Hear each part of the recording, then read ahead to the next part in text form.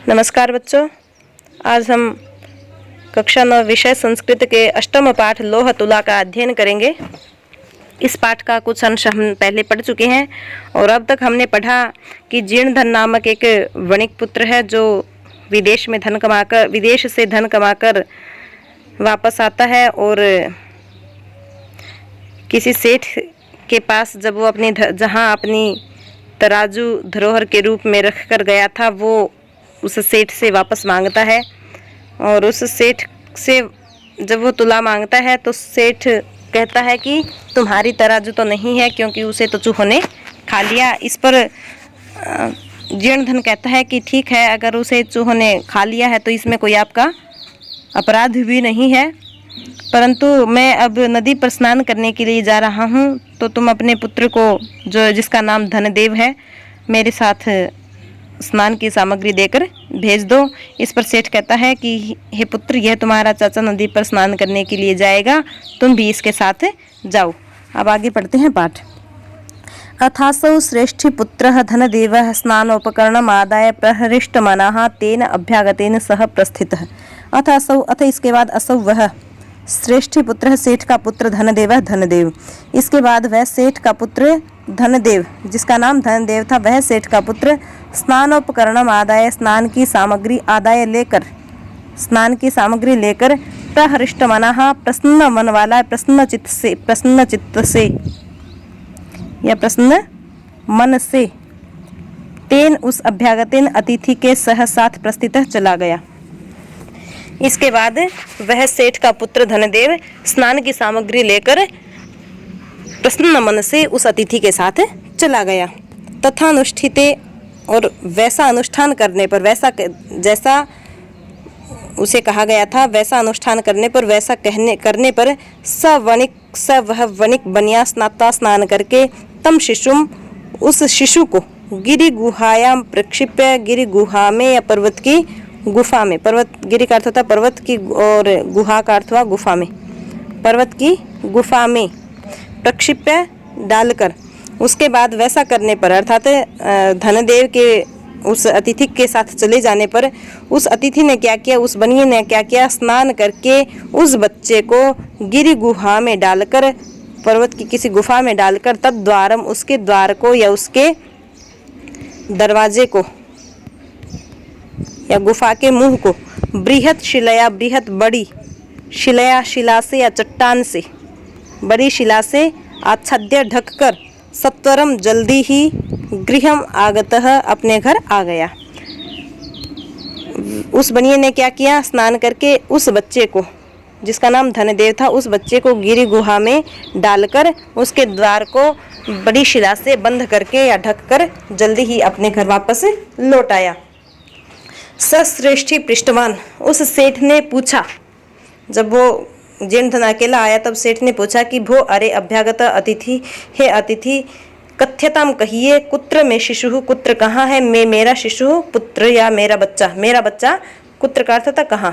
तब उसने कहा कि मेरा पुत्र कहाँ है, यह जो त्वया सह तुम्हारे साथ नदीम गतः, नदी पर गया था। तब सेठ ने पूछा जीर्णधन को देखकर कि हे अतिथि, बताइए कि मेरा पुत्र कहाँ है जो तुम्हारे साथ नदी पर स्नान करने के लिए गया था। तब सह अवदत्त, उसने कहा, उसने किसने, जीर्णधन ने।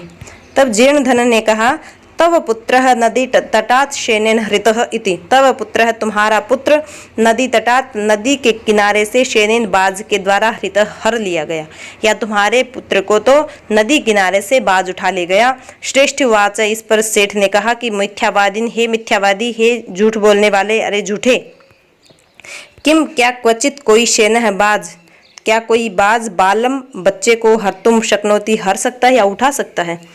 जब सेठ ने कहा कि तुम्हारे पुत्र को तो बाज ने उठा लिया, इस पर सेठ ने कहा, जब सेठ अर्थात यहाँ है बनिए का पुत्र जीर्णधन, जब जीर्णधन ने कहा कि तुम्हारे पुत्र को तो नदी किनारे से बाज उठा ले गया, तब सेठ ने कहा कि अरे झूठे, क्या कोई बाज बालक को उठा सकता है।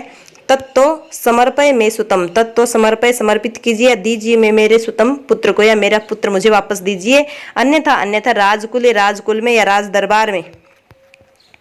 राज दरबार में निवेदयिष्यामि, मैं निवेदन करूंगा या तुम्हारी शिकायत करूँगा। या तो मेरा पुत्र लौटा दीजिए, नहीं तो मैं राजकुल में निवेदन करूँगा। सो कथयत, सह उसने, अकथयत कहा, तब उसने कहा, किसने? जीर्णधन ने। जीर्णधन ने कहा कि भो सत्यवादीन, अरे सत्यवादी, यथा शेनो बालम न नयति, यथा जिस प्रकार शेन बाज बालम बच्चे को न नहीं नयति ले जा सकता है, ये ले जाता है, जिस प्रकार बाज बालक को नहीं उठाता नहीं ले जा सकता, तथा उसी प्रकार मूषका अपि चूहे भी लोह घटिताम, लोहे से बनी तुलाम, तुला को या तराजू को न भक्षयंती, नहीं खा सकते हैं, नहीं खाते हैं। अब जीर्णधन ने बिना लड़ाई किए सेठ को जवाब दिया। जब सेठ ने कहा कि तुम्हारी तराजू तो चूहों ने खा ली, और इसी का बदला लेते हुए जीर्णधन ने उसके पुत्र को गिरी गुफा में छुपा दिया था, और पूछने पर कहा कि उसे तो बाज उठा ले गया। तब जब उसने कहा कि बाज कभी बच्चे को नहीं उठा सकता, तब क्या कहता है जीर्णधन कि यथा शेनो बालम न नयति, जिस प्रकार बाज बालक को नहीं उठा सकता, उसी प्रकार चूहे भी लोहे से बनी तराजू को नहीं खा सकते। तदर्पय में तुलाम, तद तो अर्पय अर्पित कीजिए, दीजिए मैं मेरी तुलाम, तुला तो मेरी तुला वापस कीजिए। यदि दारकेण प्रयोजनम, यदि दारकेण अपने पुत्र से प्रयोजन अर्थात अपने पुत्र की जरूरत है, यदि तुम्हें अपना पुत्र चाहिए तो वह मेरी तुला वापस कीजिए, लौटाइए। एवं विवद मानव, एवं इस प्रकार से विवद मानव विवाद करते हुए या झगड़ते हुए, तव वे द्वावपि, द्वावपि का विच्छेद करेंगे तो होगा द्वौ धन अपि, वे दोनों ही, इस प्रकार झगड़ते हुए वे दोनों ही राजकुलम गतौ, राज दरबार में पहुंच गए।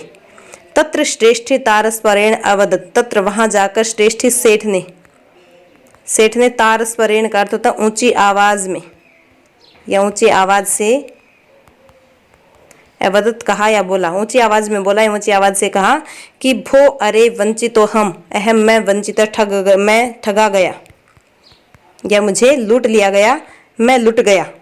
वंचितो हम, मैं लुट गया। उसने तार स्वर से ऊंची आवाज से राजकुल में जाकर क्या कहा सेठ ने कि वंचितो हम, मैं लुट गया। अब्रह्मण्यम का अर्थ होता अनर्थ हो गया, अनर्थ हो गया या बहुत बुरा हो गया। कि अनेन चोरेण मम शिशु अपहृतः इति, क्या कहा कि अनेन चोरेण, इस चोर ने मम मेरा शिशु बच्चा अपहृत हर लिया, या इस चोर के द्वारा मेरा बच्चा हर लिया गया है, इस चोर ने मेरे बच्चे को हर लिया है। तो सेठ ने वहां जाकर कहा कि मैं लुट गया, अनर्थ हो गया कि इस चोर ने मेरा बच्चा हर लिया।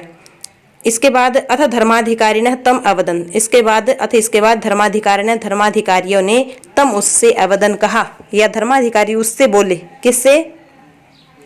जीर्णधन से, वणिक पुत्र जीर्णधन से बोले कि भो समर्प्यताम श्रेष्ठ सुतः, भो अरे समर्प्यताम, समर्पित कीजिए, श्रेष्ठ सुतः सेठ का बच्चा, अरे सेठ का बच्चा लौटा दीजिए। सह अवदत, सोवदत का विच्छेद हो जाएगा, सह अवदत, सह उसने अवदत कहा, किसने? जीर्णधन ने। सेठ की तरफ से धर्माधिकारियों ने कहा कि इसका पुत्र लौटा दीजिए। तब जीर्णधन ने कहा कि किम करोमि, क्या करूं? पश्यतः का अर्थ था देखते ही देखते, मेरे देखते ही देखते, नदी तटात, नदी के किनारे से शेनेन बाज ने शिशु को अपहृत हर लिया। कि मैं क्या करूं, मुझे मेरे देखते ही देखते बाज ने बच्चे को हर लिया या उठा लिया। तत्श्रुत्वा ते वदन, तत्श्रुत्वा का विच्छेद हो जाएगा, तत् धन श्रुत्वा, तत् यह श्रुत्वा सुनकर, यह सुनकर, क्या सुनकर? कि बाज बच्चे को उठा ले गए, यह सुनकर ते अवदन, उन्होंने कहा, किन्होंने? धर्माधिकारियों ने कहा कि भो अरे भवता सत्यम न अभिहितम, भवता आपने सत्यम सत्य न नहीं अभिहितम कहा, या आपने सच नहीं बताया, यह बात सच नहीं है, आपने सत्य नहीं कहा। कि किम शेनः शिशुम हर्तुम समर्थो भवति, किम क्या शेनः बाज शिशुम बच्चे को हर्तुम हरने में समर्थ भवति, समर्थ होता है, क्या कभी बाज बच्चे को हर सकता है? सोवदत, इस पर उसने कहा, ये यहाँ ए नहीं आएगा, सह अवदत, उसने कहा, किसने? जीर्णधन ने फिर कहा कि भो अरे श्रूयताम मद्वचः, श्रूयताम सुनिए, मद्वचः मेरी बात, मेरे वचनों को भी सुनिए, मेरी बात भी सुनिए। जब धर्माधिकारी भी सेठ की तरफदारी कर रहे थे, सेठ की तरफ बोल रहे थे, तब उसने कहा कि मैं क्या करूं, इसके बच्चे को मैं कहाँ से लौटाऊं, उसे तो बाज उठा ले गया। इस पर धर्माधिकारियों ने फिर से कहा कि तुम झूठ बोल रहे हो, क्या कभी कोई बाज बच्चे को उठा सकता है? इस पर जीर्णधन ने फिर से कहा कि अरे श्रूयता मद्वचः, मेरी बात भी सुनो। कि तुलाम लोह शस्त्रस्य यत्र खादन्ति मूषकः राजन तत्र हरेच्छनो बालकम नात्र संशयः। या दूसरी पंक्ति में है राजन, राजन का अर्थ हुआ हे राजन, कि हे राजन यत्र जहाँ, हे राजन जहाँ, हे राजन यहाँ संबोधन है, राजा को संबोधित करते हुए कहता है जीर्णधन कि हे राजन जहाँ तुलाम लोह शस्त्रस्य, लोह शस्त्रस्य लोहे की या लोहे से बनी, तुलाम तराजू को खादंती मूषका, मूषका चूहे खादंती खा सकते हैं, खा जाते हैं, कि जहाँ लोहे से बने तराजू को चूहे खा सकते हैं या चूहे खा जाते हैं, तत्र वहाँ हरेत शेनह बालकम, शेनह बाज भी बालकम, बालक को हरेत हर सकता है। जहाँ लोहे से बने तराजू को चूहे खा सकते हैं वहाँ बाज भी बालक को उठा सकता है। नात्र संशय है, नात्र का विच्छेद हो जाएगा, न धन अत्र, अत्र यहाँ न नहीं है, संशय है, शक, इसमें कोई शक नहीं है, इसमें कोई संदेह नहीं है कि जहाँ लोहे से बने तराजू को चूहे खा सकते हैं वहाँ बाज भी बालक को उठा सकता है, इसमें कोई संशय नहीं है।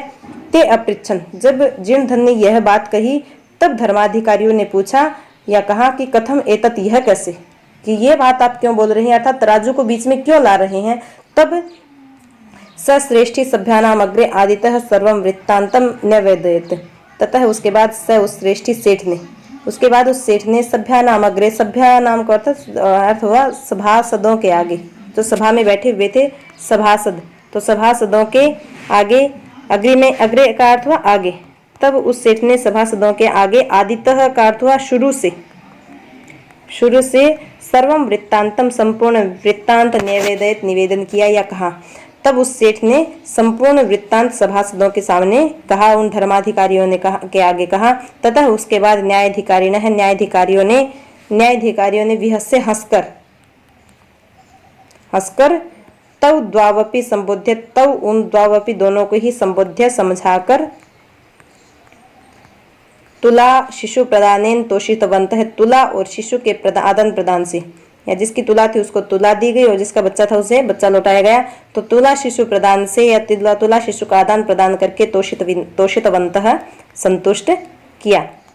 उसके बाद न्यायाधिकारियों ने हंसकर, वो हंसे क्यों, उस सेठ की बात सुनकर, जब सेठ ने शुरू से वृत्तांत बताया, संपूर्ण वृत्तांत निवेदन किया और उसने बताया कि इसकी जो तराजू थी उसको चूहे खा गई, यह बात सुनकर न्यायाधिकारी हंसे और उन्होंने हंसकर दोनों को संबोधित करके अर्थात समझाकर, संबोध्य का अर्थ समझाकर, तुला शिशु के आदान प्रदान से दोनों को संतुष्ट किया। और इसी के साथ हमारा पाठ पूर्ण हुआ और मेरा आपसे अब अनुरोध है कि इस कहानी को आप समझने के लिए, जानने के लिए इस वीडियो को दोबारा देखें, सुने और इस कहानी को याद करें। और इसी के साथ आप सभी का धन्यवाद।